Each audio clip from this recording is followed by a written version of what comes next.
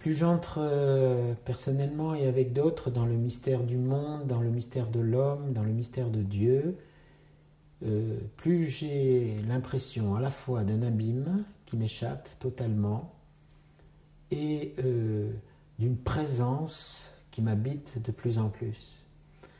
Je dirais que ces questions nous dépassent totalement, c'est des questions que se posent les humains depuis toujours.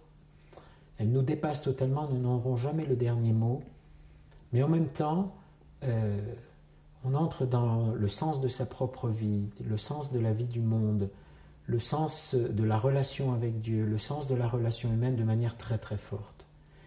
Et je pense que même si nous n'avons jamais le dernier mot, et tant mieux, je vous l'ai dit déjà, nous sommes marqués par ce type de recherche. L'homme est un être de mystère.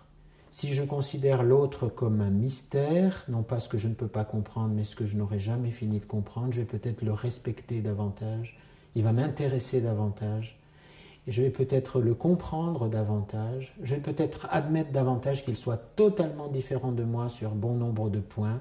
Vous voyez, ça a des répercussions concrètes, difficiles pas trop difficiles à penser, mais toujours difficiles à vivre, mais qui sont concrètes sur le comportement de chaque jour, et qui sont concrètes sur quelque chose d'essentiel, le respect de tout être humain et la dignité fondamentale de tout être humain.